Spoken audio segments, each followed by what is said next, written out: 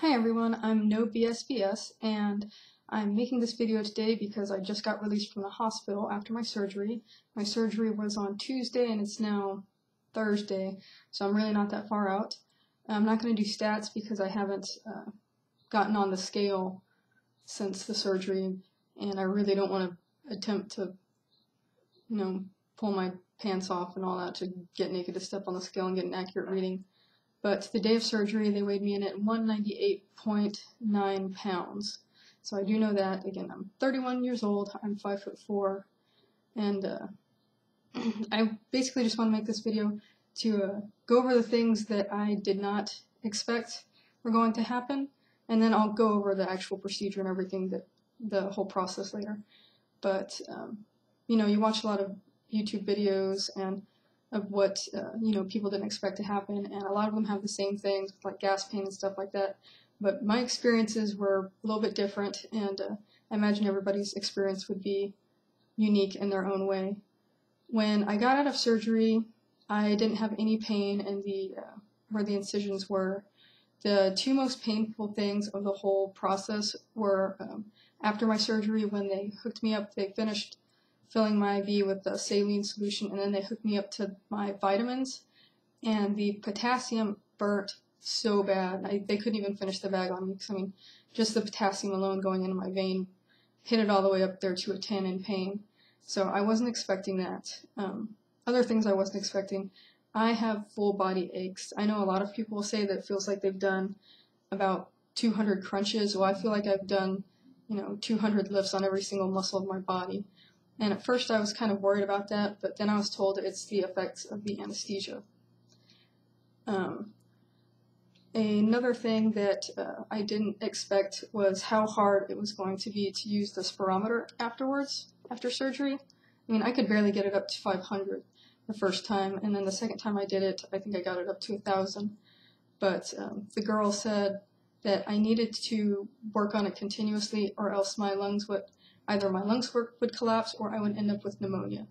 So it's really important to work with it, and you will hurt trying to get it up to where it needs to be. It hurt really bad. That was the second most painful thing through this whole ordeal with me, has been using the spirometer. Today it's not as bad, but when I was in the hospital, it was super painful to get it up to the reading that it needed to be.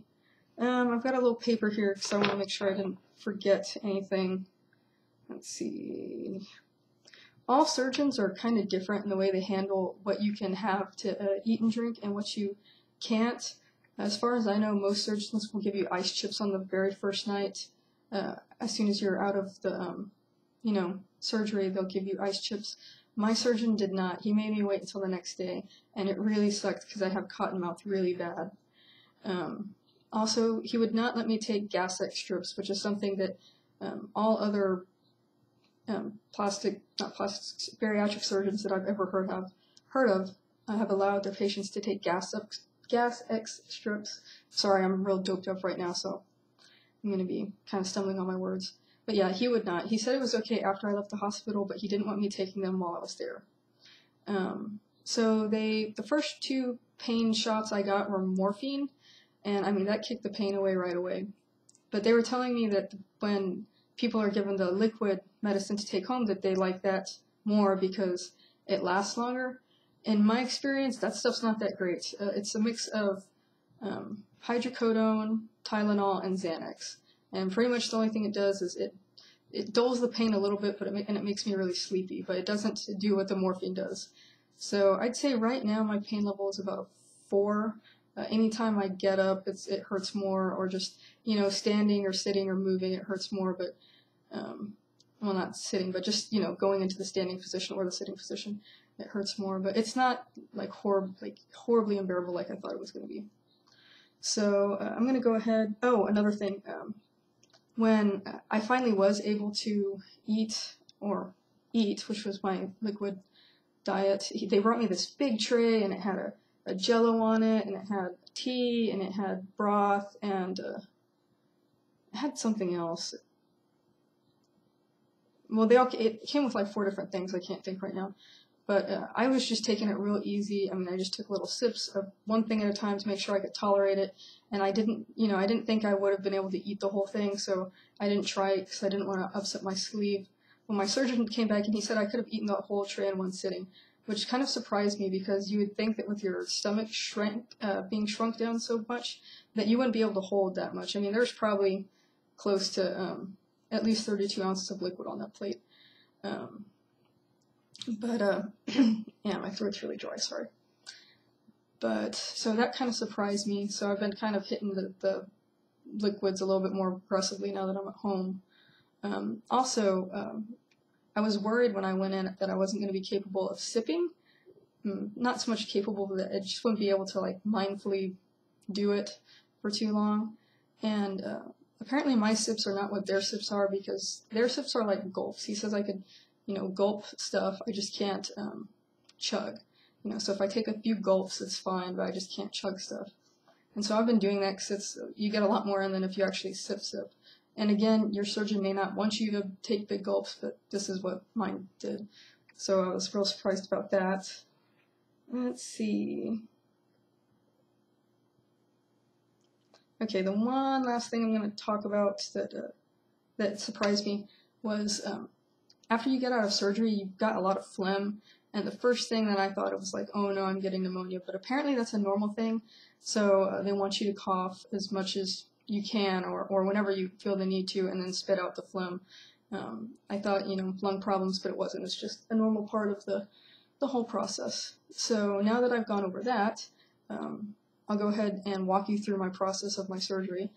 So I went in, and they gave me like 3 different times to be in there, but so they didn't take me until the later one, which was kind of nerve-wracking because I hadn't eaten all day. But as soon as I went in, they tagged me. See, I got lots more lovely tags.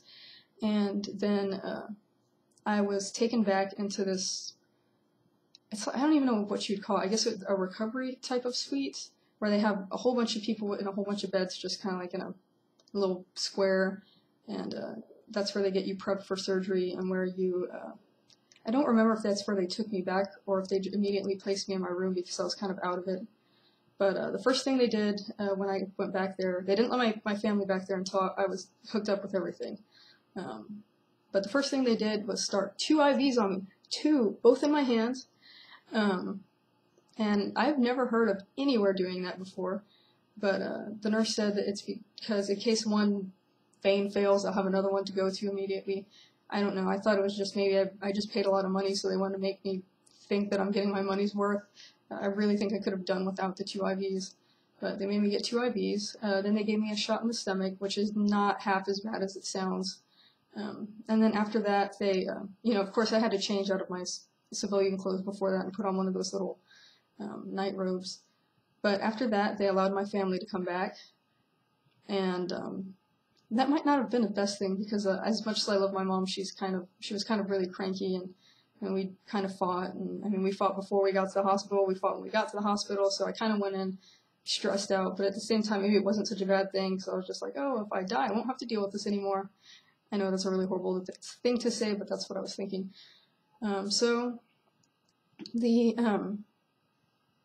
Sorry, I've got to take a drink right now. The not plastic surgeon, I don't know why I keep saying that. The bariatric surgeon came back, and he made sure that I really wanted to do it, since I don't have all these issues that would make it really necessary. Though I did find out through my blood test that I have hypoglycemia and also thyroid issues, which I kind of knew I had the thyroid issues, but they come and go. So he's not going to treat me for anything until or have me go to someone to be treated for anything until we have a few more blood tests done. So then after I visited with my family for a little bit, the anesthesiologist came, and he gave me this little cup of antacid stuff to drink that they're like, this is going to taste nasty, but it tasted like sour warheads, and I liked those, so I actually enjoyed it.